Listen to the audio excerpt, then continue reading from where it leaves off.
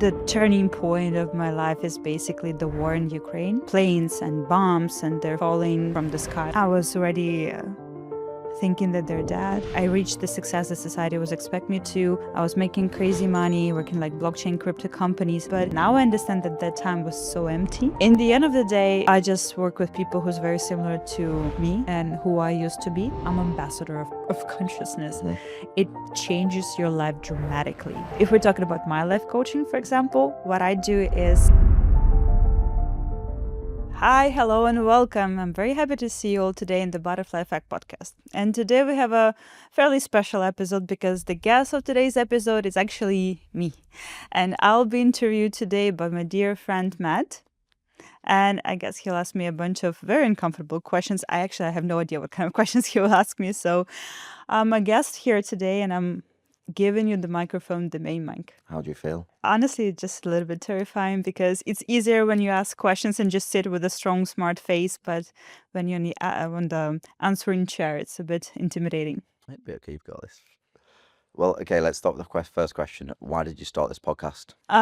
Actually, a good question because it became very spontaneous. I understood that I tried to create content regularly. I tried to put all of my thoughts and my insights as a life coach into some sort of content, but short-term content is devastating. Like, it's really hard to put any bright thought into 30 seconds reel, make it like useful. So I decided that long-term format would work better. I tried to do YouTube by myself for a little bit, but I need a conversation, I need another person to talk to. And then I understood, like, what do I like to do the most in my life? I love collecting stories. And I'm surrounded by amazing people. It's just my favorite thing to do, just to go through someone else's life and just to see what kind of challenges they overcame and how exactly they did that. So yeah, now I'm filming that on a camera, and apparently it helps people because sometimes I have my friends and just strangers or no strangers coming to me and saying like, I watched that episode and actually that was exactly what I needed to hear. It's already happening, and I'm like, wow, I could make an impact with like such a little views. That's amazing. Yeah, and that's the thing. I think that's what your goal is, isn't it? Is to make the impact. Yeah. What sparked that on there? What is the reason? Because everyone's got a reason for starting something. Why did you originally want to do it? What is the goal for it? Generally, everything that I'm doing right now is from the position that I've been through a really tough time of my life. I received so much help. There was things that I'm so happy that I've heard back then, and now I feel like I'm on a mission just to deliver those thoughts to everyone and become this, and to give the shortcut to someone who's needed this. You normally find the people that help the most don't tend to help themselves, though. So there'll be a reason probably why you've done this, Yeah. which I will go into if you're obviously open to sharing it for people as well, because it obviously will help people. There's a reason you've started this, and it won't be because it is to help people, but it's because you need to help yourself originally.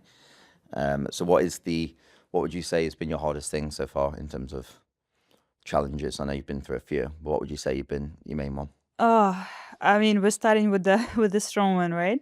Yeah, just get it going, and see where we go. Yeah, I mean, I guess we can jump into the main turning point of my life, which brought me to where we are at the moment.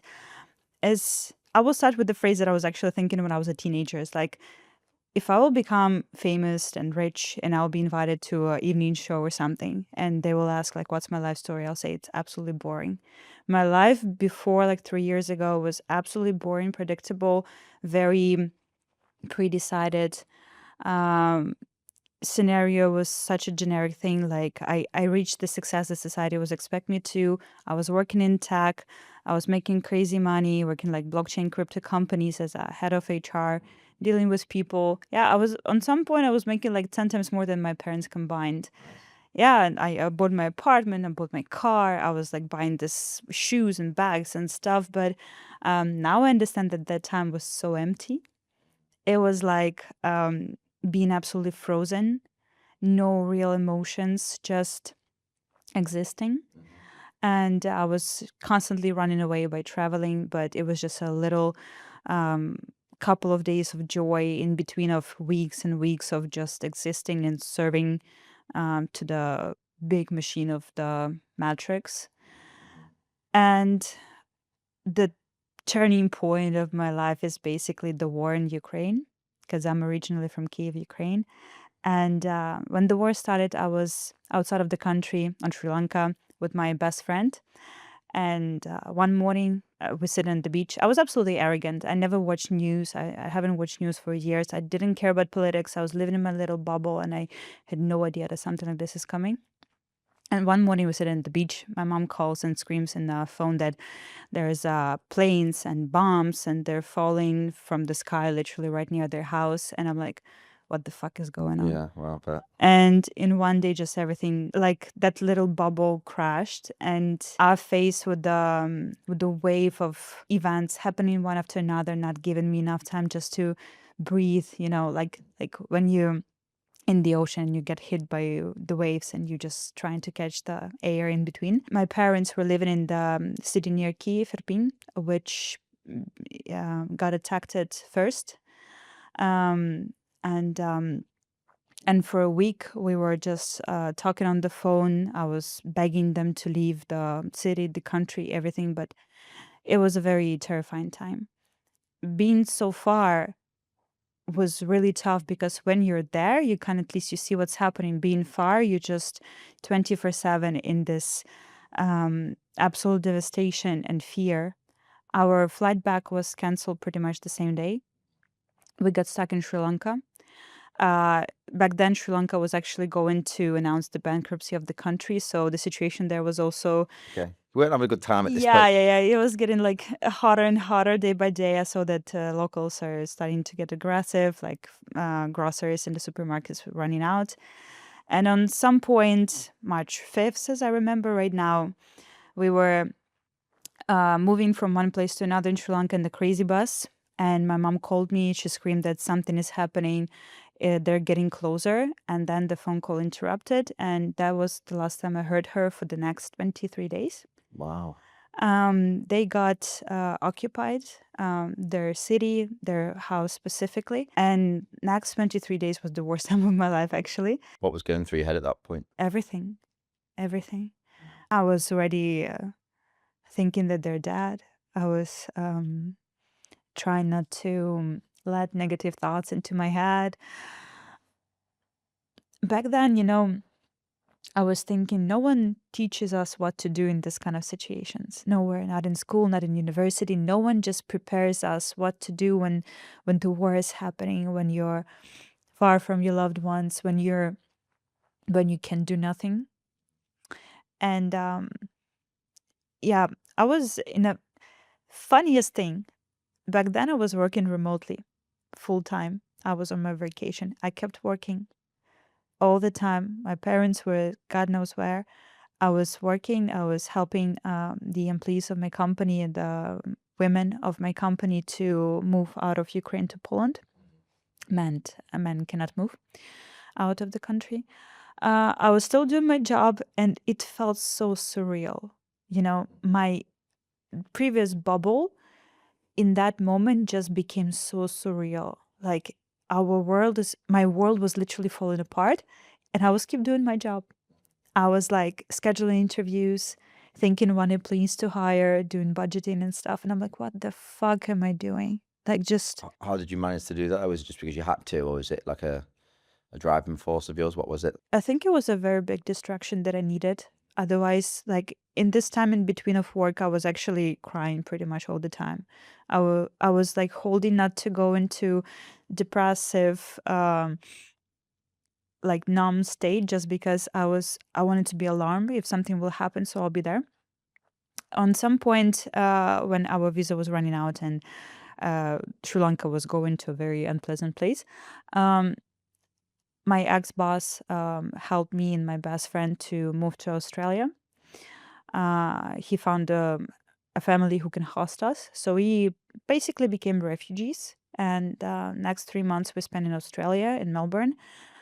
Um, I was praying and visualizing every day for my parents just to get in contact with me. And I was also speaking to volunteers. I don't want to put any like extra credits, but what I'm proud of is that back then I organized a group. I like did chat for everyone whose relatives were in that house. It's like many apartments in one house kind of thing. And we actually organized the whole mission of volunteers to rescue the people who were there. From the first attempt, my parents decided not to get rescued because I don't know what was going on in their head. Second time, a volunteer told me that he literally went there and he was screaming, "The woman with the red hat, if you're not gonna go with me right now, I don't know what I'm gonna do to you." I was very pushy. They rescued my parents. Another volunteer rescued my cat. Then I left with my parents. And that moment of time, I believe, looking backwards, just made me question everything that I know about this life. Everything, like the idea of stability, safety, government, money, and everything. Because I had money, I couldn't do nothing with those money. Nothing. It all became irrelevant in essence. Absolutely. No contact, no internet, no phone connection. You're useless. You and your money are just useless. Sitting half the world across from your family, and you can do nothing. And mentally, the things that my parents told me about that time, they're still sometimes spinning in my head. People were dying, and my dad helped to bury some of those people. The employees of the nearby shops were shot. They were living in the basement for over 20 days in February and March. That's still cold, like -10 and snowy. And they were eating food that got bad, like, and they were drinking pretty much all the time just to cope with whatever was going on around them. How's that? Obviously, when parents tell their children things, they do it in a way to kind of, I feel, just tell you, but sometimes I don't think they realize the damage potentially.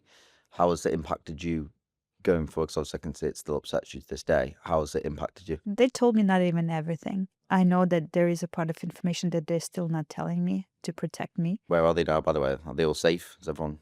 Right now they're safe. Yeah, they got divorced. They split. They live in different cities now. My dad is depressed. My mom is depressed. But yeah, it took me a couple of years to rebuild relationship with everything. The topic of my parents is a big one in my life, especially my mom. They're still not telling me part of this information just to protect me, and I'm grateful for that. Together with that, just knowing what they went through hit me hard. Really. Well, I'm glad everyone's safe. Yeah. But apologies that I asked you that straight in the podcast. Let's get the heaviest hitter out of the way. In terms of where you're at in life now, then, let's do a little positive one. Where are you? So, who's Margarita? What is going on in life? Oh, yeah. Who's Margarita? I've been asking myself this question for the last 3 years. Because specifically from that moment, I decided that I don't want to play these games anymore. I can't lie myself anymore. I don't want to live in the bubble. I don't want to keep betraying myself by just following some scenario. At the moment, I'm quite proud to say that I know who I am. I'm a life coach now. I'm a life coach and mentor, and I help people. Specifically, I help people like I used to be, high achievers, entrepreneurs, C-level specialists who are lost, who are going through the process of through the time of their life when they lost their meanings, lost their orienters, who's burning out, finding themselves unmotivated and procrastinating, and generally they're questioning what they're doing in their life, and they feel like they want more from this life. Like there is something more than just this. Just for everyone that potentially doesn't know, because I still don't fully know, what is a life coach? Because there's loads of coaches. What is a life coach? Yeah. What do you actually do? How I explain it generally is there's a everyone knows who the therapist is, right? It's a person who listens to you for quite a good money. Yeah, so life coach not really listening to you. He gives you a very specific, practical. He, or any life coach gives you any practical tools and instruments how to deal with whatever you're going through. So it's not mostly just listening, because I believe there is a time of your life, if you're struggling, that you actually need to go to therapy just to speak about your feelings, just live through your feelings, just let it all out.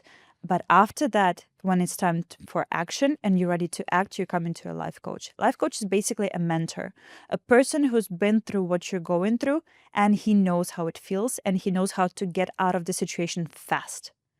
Like, let's say you come into work, you're a junior specialist, and you come into senior for him to teach you how to do. Same thing.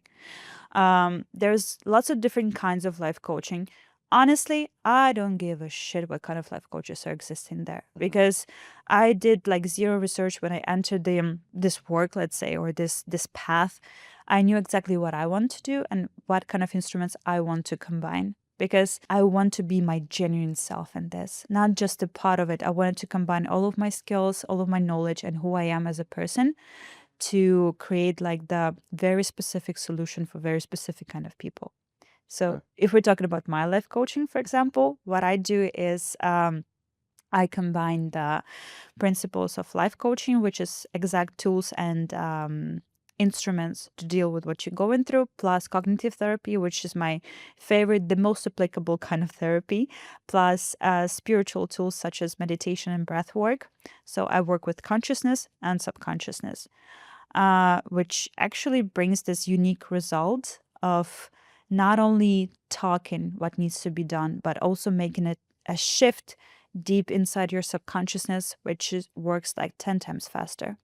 Okay.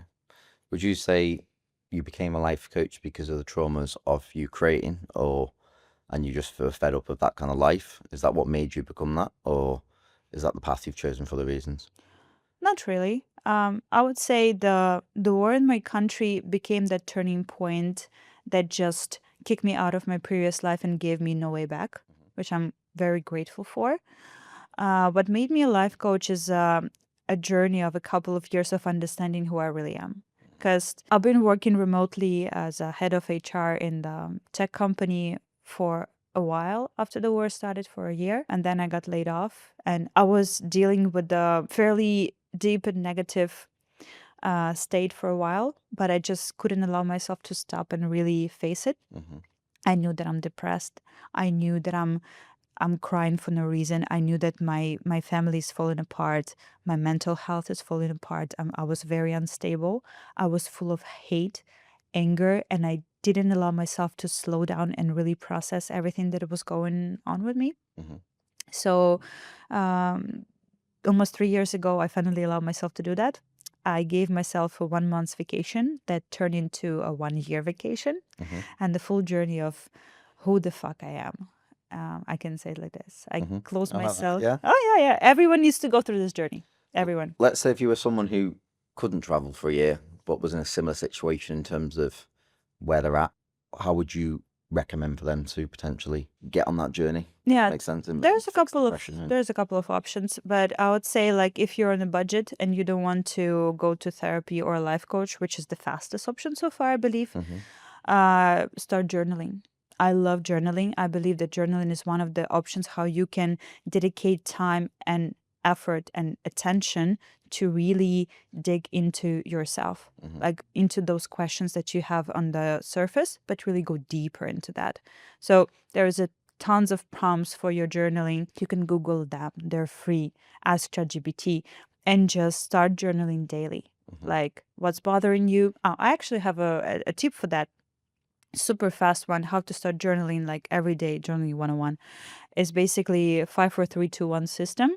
It's 5 things that I'm grateful for today, Mm-hmm. 5 things that I'm celebrating, 4 things that I'm celebrating, 3 habits that I want to focus on, two things that I'm letting go, and 1 thing I'm forgiving Mm-hmm. myself for.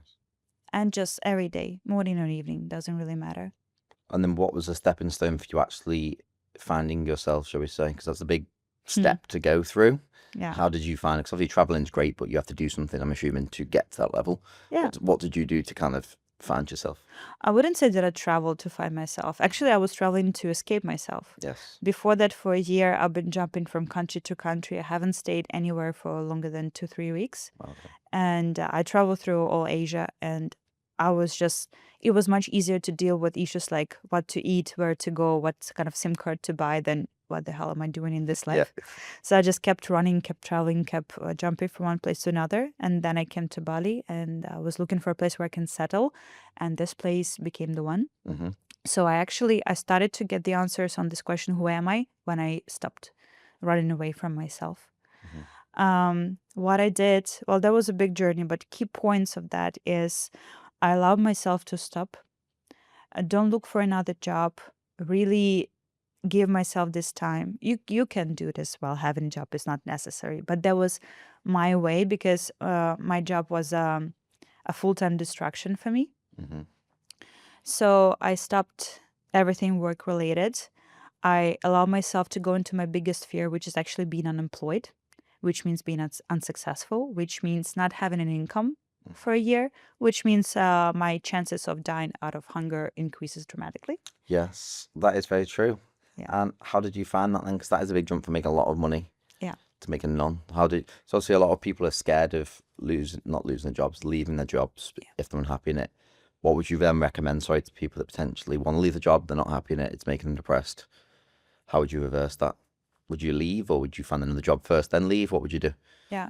Well, some of my clients are asking me those questions. So I believe there's two types of people.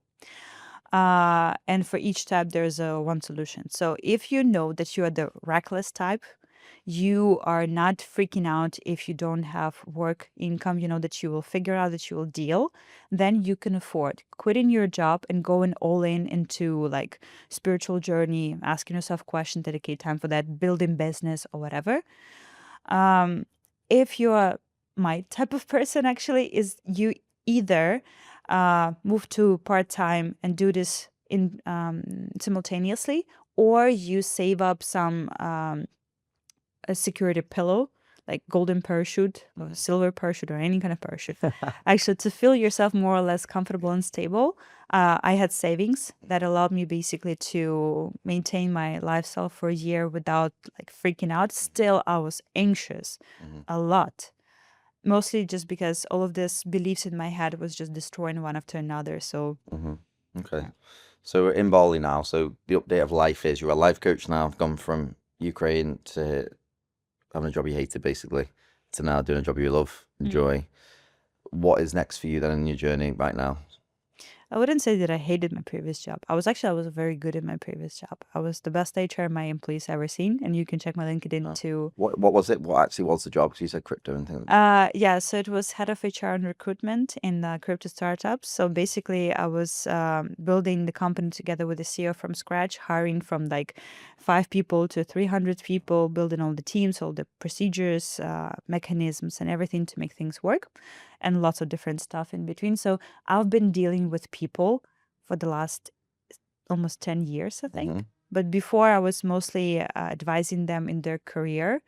Now I'm advising them in their life. So generally, after some time, I understood that I didn't switch that much. I just expanded and allow myself to help people not only in this precise area, but generally in whatever they're going through.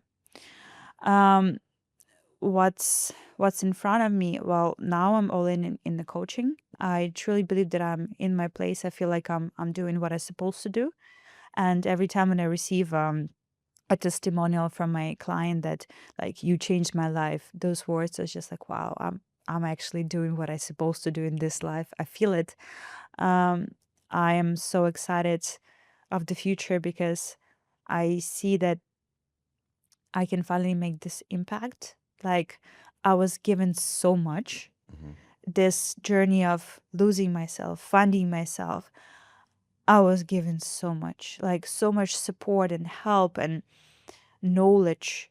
When I was looking for like the answer on the question, who am I went to all the spiritual events. I went to monarchs. I went to healers here in Bali. I went to therapists and coaches. And I have two mentors who actually helped me a lot with this journey. I've learned so much. Hmm. And now I feel like it's my mission to give it to people, to help those who've been on my place.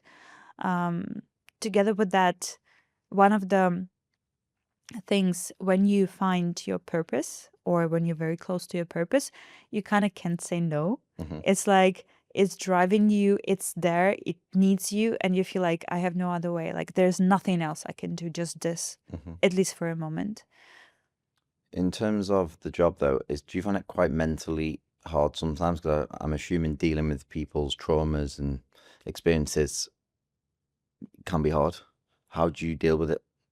Yeah, I found very useful the skill that I develop in the corporate, which is like putting a mental boundaries between me and the stories and emotions of people who's talking to me. Because even before, like I've been dealing with the deepest and darkest thoughts and times. Now, what I do, I don't have therapist yet. Maybe with the time I might need it, but I can say that with the time it's get actually easier because when I just started a bit over a year ago, I've been offering my coaching to pretty much everyone Hmm. just to understand like what I actually am I capable of and what kind of people am I able to help the most. And I got a couple of fascinating lessons of getting into the deeply victim mode people who's been just sitting and crying for over 2 hours, just saying everything negative that happened to them in their life. And I wasn't ready back then to say like stop, no, let's move it in the direction that I need to help you, not just to listen what hurts, right? I've been dealing with people who absolutely mentally not ready for any kind of action. So they just came to tell me that any solution wouldn't work. And I'm like, okay, Well, they're very closed-minded before it's yeah, even. Yeah, absolutely. Like those kind of people, you tell them, you can do this, you can do this, you can do this. And they say, yes, but, yes, yeah. but. You, So you can't help those people. yeah, when I hear yes, but, I'm saying, but please, you're not ready. Yeah. You're not ready. For any kind of money, you're just not ready to work with a coach. You need to go through your stuff first. Um, but generally, now I know pretty much in details what kind of people are mine kind of people. Hmm. Those that I'm actually able to help so much that even if they come into me with traumas, with pain, with tears, like the people cry a lot with me. Hmm. Yeah. um I'm okay with that. I'm able to distance a little bit. I know different tools also to jump a little bit out of my presence into more like observing role. So I'm less emotionally attached to the situation and I see the rational part. It's actually the big value of any kind of mentor or a coach is that he doesn't feel or she doesn't feel your feelings. So she's more detached emotionally and more rational and able to see the whole situation from a more rational way, maybe see some exit points that you don't see, some solutions that you don't see. Hmm. Okay. And in terms of the type of people that you work with, it's quite interesting. To obviously, before I met you, I didn't really actually Mm. know what life coaching was, to be honest. I've heard of it, but I didn't actually know what it was. Would people be shocked by the type of people you work with? Because I feel like people always think life coaching is like holistic, that kind of thing. Do you find it's more men, women, business owners? What is a normal type of person you normally attract? Yeah. So in the end of the day, I just work with people who's very similar to me and who I used to be. So it's men and women 50-50. Hmm. I actually love working with men. They're so straightforward. I am very straightforward person. Like I cut all the bullshit and this is my superpower. Like we're not just talky for 5, 7, 10 hours. My hour is pretty expensive, so you wouldn't want that. Hmm. But I'm very straightforward and I appreciate people like that who's ready for an action like day one.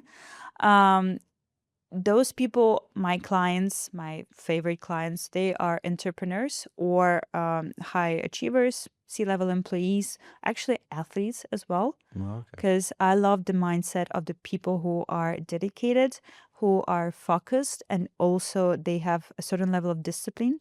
With these kind of people, we are able to achieve amazing results. Hmm. But these kind of people, they have a very common struggle uh, because they are so determined and focused and disciplined, they can focus on achieving some sort of goal and run to this goal nonstop without seeing anything. And then what often happens when they achieve this goal, they feel fairly miserable and lost Hmm. because you have to stay conscious. You have to see how your um, how your life around you changes to be able to adjust. You have to stay connected to yourself to feel the feelings and maybe adjust the goal or even quit the goal and find a new one if it doesn't work for you anymore. Hmm. So for those high achieving people, what they need is actually find this sort of balance where they can stay efficient, productive, achieve things together with that, not losing themselves Hmm. in while they're running, like while they're in the journey. That's why I have hard skills and soft skills. Let's call it like this in a corporate way. Hard skills is coaching and therapy, which is like you have tools. If you have this, that's how it works. 1, 2, 3, 4, 5. You need to do this every day. We do like self programming. We do um, uh, building the routine, building like rebuilding the lifestyle. We do all the psychological tools of how to understand yourself, what questions to ask, how to balance, how to regulate your emotions. This is more like hard skills thing. I teach you all these things. So when we finish working together, you will be able to manage yourself in any situation years afterwards. I don't want people to come back to me when something happens. I want them to be able to deal with it themselves. That's the greatest result. And the soft skills part is the spiritual part, which actually I thought is a woo woo before I jump into it myself, before I really understood that if you use your breath, your mind, your subconscious, it's so powerful. You know it yourself, right? You try it just for a little bit and you see that it's such a crazy energy, such an amazing thing that your body is naturally capable of, Yes. that not using those resources is silly. So the soft part is the breath work, meditation, subconscious work, affirmations, even though I'm not a big fan, but I found a way how to put them right into your brain. Hmm. Um, so I believe the superpower is that the people that I'm working with, I know how they think because I've been there. I speak their language.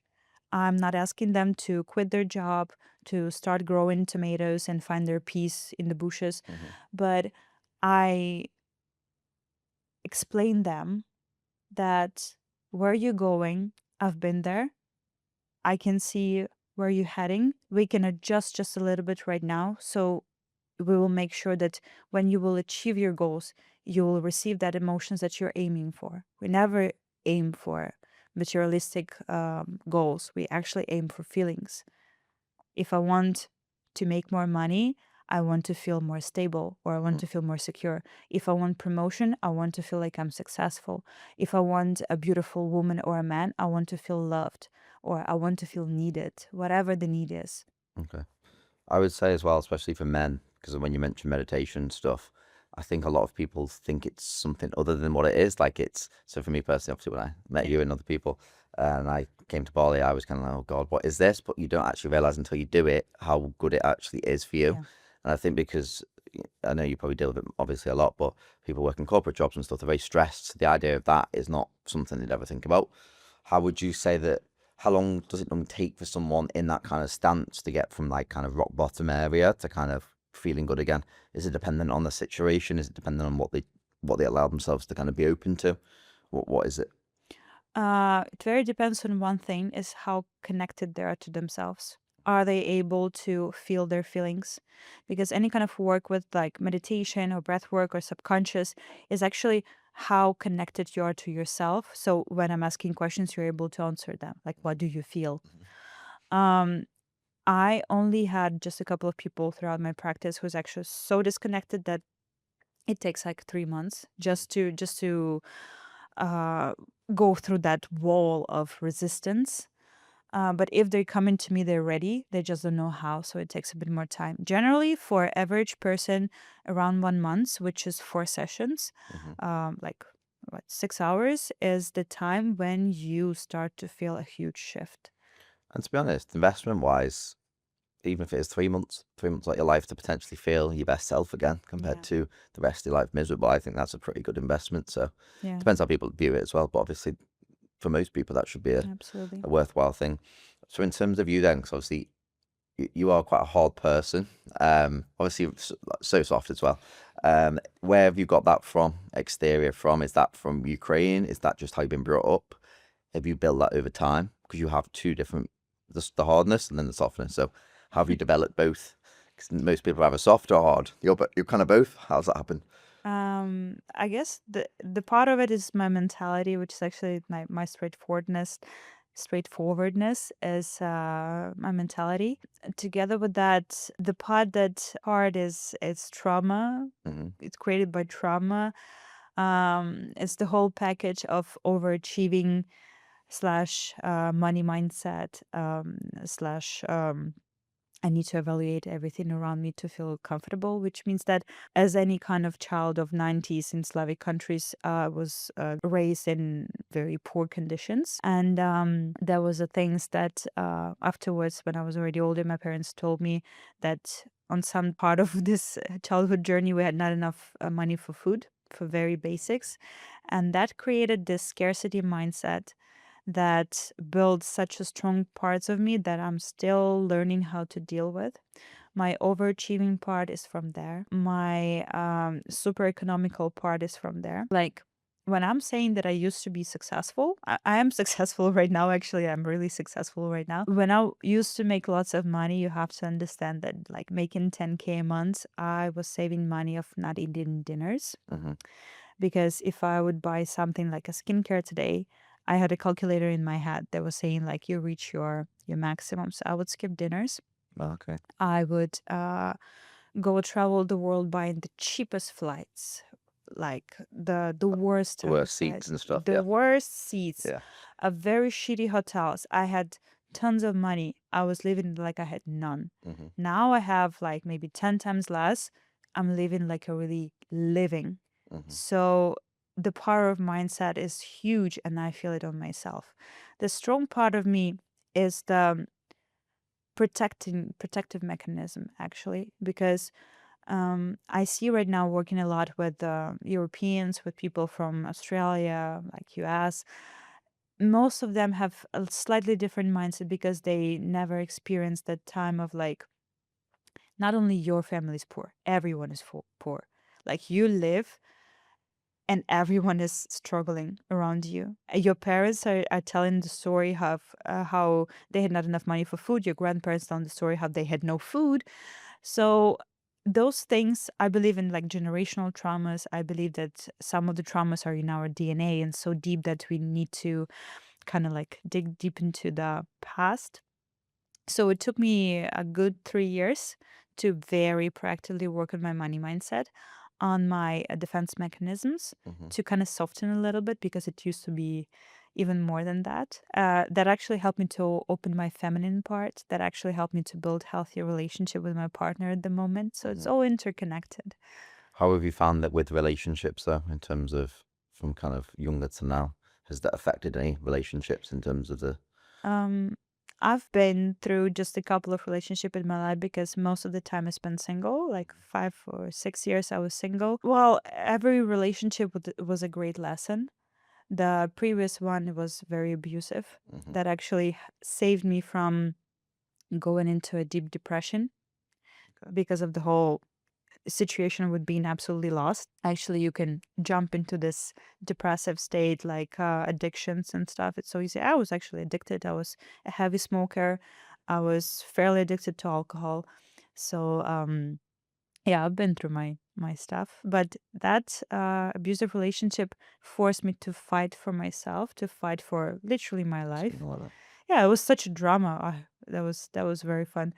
Um, every relationship taught me something, but I only not that long ago I felt like I'm finally ready to find my person because you don't have to be fully healed Hmm. to love or to be loved, but you have to do your journey. If you're aiming for a mentally developed, emotionally available, healthy partner, you have to be a good fit for that person because those people, they're not gonna tolerate your victim mentality, your crazy fears, or inability to manage your emotions. They're not gonna tolerate that. So you have to do your part of the work, and then you can keep growing together. Two questions on this. Who wins in arguments with you and your partner? Hmm? Who wins in arguments? You or Dave? Funny enough, we don't argue. I remember you saying that to you. We don't. We have this like boring adult conversations, which is very Refreshing, I guess. uncomfortable. Oh, they're so freaking uncomfortable. So uncomfortable. Like talking about your feelings openly, it's it's not easy. Mm-hmm. And I was surprised how not easy is that. Partially because um you don't want to be too vulnerable, Mm-hmm. because still like you don't want to be hurt. Another part is that you don't want to hurt another person. So you're trying to find this most appropriate words, most appropriate phrases, and you end up like being stuck in this appropriate words and not being able just to say what you really think. So it takes time to learn, but yeah, we don't really argue, we don't fight, we just speak like adults, a very long, uncomfortable conversations, very not fun, but very effective. How long? A couple of hours sometimes. Oh, wow. Like it's been maybe like 3-4 times for the whole year, but That's good. That's a good ratio overall. yeah, but there was like I had a very big trauma of my own. Like I can even say it that my money mindset was always a trouble for me, Mm-hmm. because as I already said, like even having money, I live in a constant scarcity that they're gonna finish. Even making money, making big money, small money, doesn't really matter. The scarcity is always present. So starting a new career is actually very scary because you don't know what to expect. And still, because I chose right now to go in more like slow and feminine way, I'm not hardworking like I used to. So the results are not extreme, let's say, but satisfying, which means that on some point I felt really unsafe because the career of my partner was like skyrocketing and I felt like I had to keep up Mm-hmm. with the pace, with the expenses and everything. And then two cultures met. My Slavic culture, when uh, my money is my money, your money is our money kind of thing. Mm-hmm. Same as my parents used to live and everyone around me. And the European mindset when 50-50. Two partners are just sharing expenses 50-50. So me and my partner, we had to have this very long and uncomfortable conversation where I tried to explain that I'm not a gold digger. I'm not trying to sit on your neck and feed out of your money. But as a woman with a specific money mindset and specific background, having the backstory that I have, which I didn't want to accept it for a while. I didn't want to be this refugee or victim or anything like this. But I have to admit that it changed me Mm-hmm. and it changed the way I think. So I had to explain that in this specific moment, I need to be supported. I need to be supported financially and mentally. Mm-hmm. I literally, one of my biggest fears is that I'm gonna die from hunger. So my partner was like, I don't know what you're saying. It's not in his life. It's not in paradigm of his life. So he really can't really relate. I'm like, okay, if you, for example, would take care of buying groceries and you will make sure that there's always food in the fridge, that will make me feel very safe. Mm-hmm. Very simple. I'm not asking you to buy me Ferrari yet, Yeah. but still, just groceries in the fridge. Because going through this journey of learning yourself, actually, you're learning how you operate. And finding yourself means that you find this darkest, shittiest, worst parts of yourself and you're learning how to deal with them. Mm-hmm. You're accepting them, you're seeing them. Some of them you can transform and change, but some of them will stay with you forever. And you have to learn how to deal with them. There's no other way to become your full self, your unique self, your authentic self. You have to take all of these parts like little babies, all of the broken, traumatized, all of the shitty parts, all of them are like, I love you. Just say, I love you and I love myself in my highest, in my lowest, in my everything.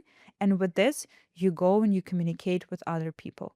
Because also, communication without understanding what the hell is going on with you is useless. Mm-hmm. All of these long conversations, if you have no idea what's going on, useless. I'd be interested to know what you think on, obviously, you just touched on male and females, then kind of the paying, male role.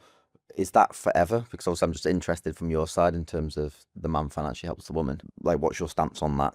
Is it forever in life? And then the kind of what does the woman do in terms of if she cook, does she clean? Is that the way you kind of view it? Yeah, so the thing is, I believe for every relationship is different, obviously. Everyone find their own like system that works for them. I believe that when we're talking about partnership, everyone is bringing their resources into the couple. But resources are not only money. Resources also energy, time, emotions, care. and everything else. So, for example, if my partner at the moment has more resources of money, I have more resources of time, I'm investing my time, he's investing his money, and we're bringing what we are abandoned of, let's say. Hmm. Because also, giving, if you don't have enough yourself, that's not really giving. That's ripping a part of what you really need and giving to another person that cause a range of problems afterwards. Hmm. Because people think that they are generous, but generosity comes from abundance. If you have enough yourself, then what's on top of it you can give easily, and you have zero expectations on that. So if man doesn't have this abundance of money, definitely there should be a conversation about more like equal spend, equal coverage of expenses. But I believe that equality is impossible by itself. Hmm. There is no fully equal relationship. There is no equality between men and women just because biologically we're different. We have different functions and we have different state from which we operate the best. Hmm. I believe, and that works for me, that for woman to be in her feminine, she needs to feel safe. And generally, in our world, to feel safe, it's either you know that you have home, you have food, and it's not going to be taken from you. That gives safety. That's the basic safety, let's say. Hmm. And it's actually not a crazy money, right? Hmm. But if men can provide that, that would help his woman to feel more safe, which equals feel more relaxed, which equals feel more feminine, which equals also actually ready to create a family. Because women can't and shouldn't create a family out of scarcity. So also I think women should work. Women should find her purpose, her career. There is money driven women. I appreciate them. I absolutely see no issue in that. People are different in our age, in our era. All this masculine, feminine is so vague, but I know what I believe in, like what works for me. So I stand on what I believe. Together with that, I'm absolutely not judging anyone else who has different principles or who have different, who build their relationship in a different way. I like when you said safe, because obviously women, that's the main goal, obviously, of the relationship, is to make someone feel safe as well Yeah. and loved. What would you, because you gave vague, not vague answers, but the basics of safety. Most men, as men, basically, we don't fully know what to do sometimes. What would you class safety as for a woman in the more like higher up scenarios? Forget the small financials of, house and food. What else do women want, basically? Yeah, I mean the most important part is emotional safety. Hmm. For men and for women, it works pretty much the same. It's consistency, is emotional openness, vulnerability. Hmm. So basically, if we're in a relationship, I want to know what you feel. I want to know what you feel about me. I want you to be able to say if something is wrong. So I wouldn't question. I wouldn't like spin it in my head and overthink. And I want to be able to share my emotions. And I want to know that you can meet them. Like you can understand what I feel, or at least like do your best to understand that. So that gives that sense of emotional safety that we are in the relationship. We're doing something together. We're in it together. If something happens, I can rely on you. Hmm. Okay. For men, it works absolutely the same, by the I way. agree. If there's no emotional attachment, I believe it's very short lasting, I guess, if that's the. I mean, I know emotional unavailable people who are having a relationship for years, Hmm. but they just, I'm sorry, but they just don't know how it can be. So Yes. they think this is a relationship, but it's not. The difference between intimate relationship with the partner is basically that you're able to be intimate. Hmm. It's different from friendship, from partnership like a career. Intimate means being vulnerable, means being absolutely open and not protecting yourself from another person, trusting that whatever happens, another person will do his best to understand and support. I like that. Just one for the men then who are watching this. What is the most off-putting thing men can do for women who are wanting to get in a relationship? So a man wants to get in a relationship with a woman. What are the things that are stopping that happening for him? I've seen this a lot in Bali as well, with people constantly find relationships. What is the main things that are driving women away from them? Is it the fact that they're not emotionally available, financials? Is it that kind of situation? A woman can date absolutely financially broke men, Hmm. really can. When we met with my partner, we both were unemployed. I had no idea what kind of money he has. He had no idea what kind of money I have. So we were like, I like you. Let's do that. Hmm. Women mostly see potential. So it's not about how much money you have at the moment, generally, right? But the thing that can stop is that I believe it's some sort of new thing of our generation as well, is that sensation that you get from the person that options are infinite. I'm not investing fully into this because I can open Tinder or something and find another date like straight away. So what stops a woman is a sense that she's not matter. Like you don't put effort, you don't put attention, you're not investing into this relationship. Either your time, your focus of your attention, your emotions, if you're not investing, it doesn't make sense. And it's not about money, trust me. Okay, because I think a lot of men, I've done it myself actually. Yeah. I've thought love was giving money or giving gifts, Yeah. when ultimately it's not, is it? It's much deeper. So, For everyone is different, but I believe it's like level two. mhm, Let's say money, gifts, it can be very pleasurable. Level two, level one, which is basics, necessities, is emotional availability. okay. So we move on from financials and men. What is your daily routine? I'm sure people want to know that. What do you do every day? I'm very happy to know that my daily routine is very, very sad. Is I wake up at 6:10 because my cat comes to me and screams meow. And then I have a glass of warm water. Then I do brush my teeth, blah blah blah. I do stretching yoga every morning for the last almost 9 years, I think. Oh, It's just a habit for my health.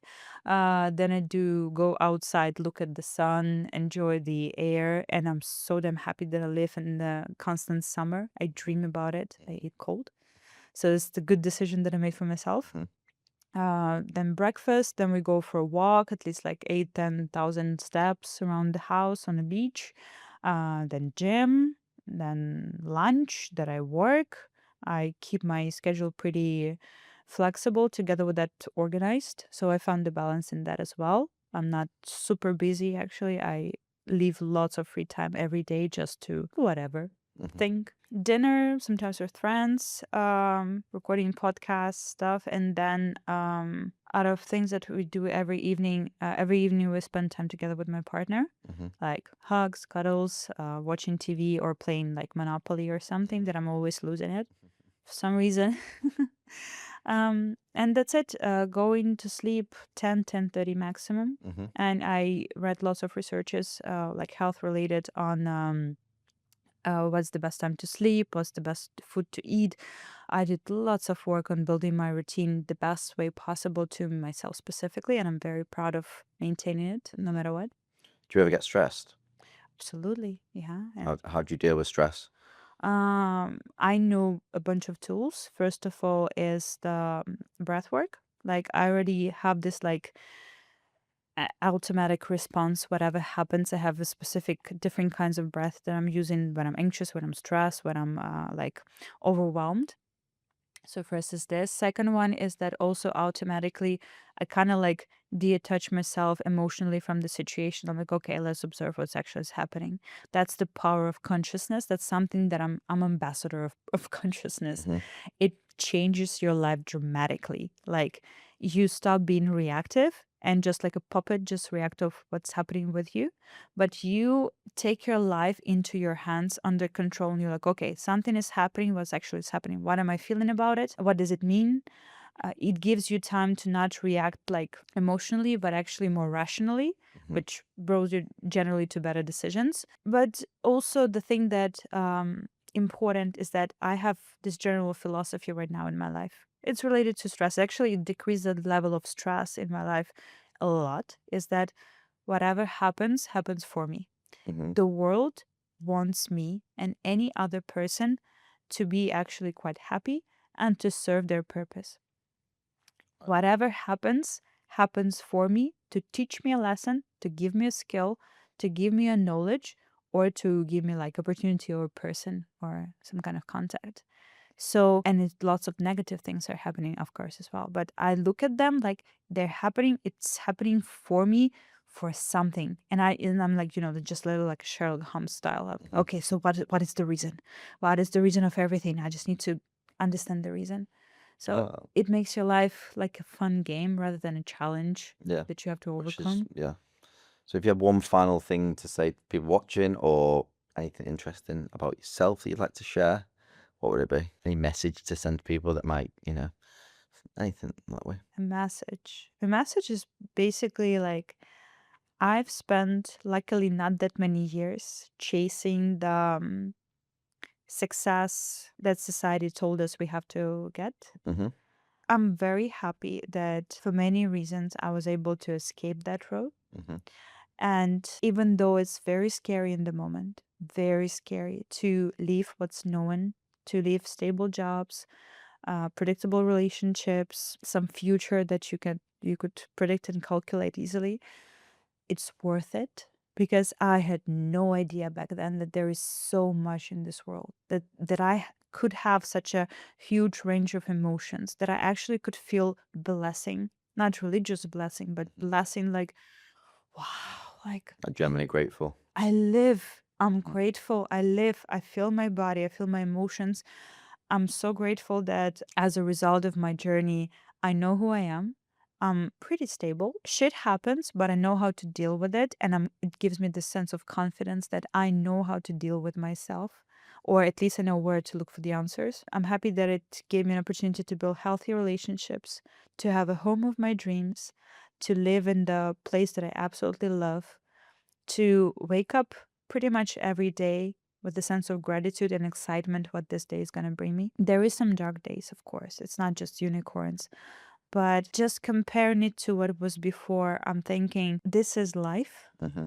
what I'm experiencing right now, and I'm just so happy that I have so much time to experience it. Like that I jump out of the matrix fairly fast, Mm-hmm. and I will have so much time to experience that. Well, that's lovely. Well, I'm Yeah. glad you're happy. Thank you for letting me interview you. Absolutely. Thank you for your questions. My pleasure. I really hope that some of the words will hit someone. They will. They will. Very happy that I shared my story. Really hope that it was useful, interesting, or insightful for some of you. Finally, it finished. So next time we're gonna have another exciting guest, not me, not myself, in the studio.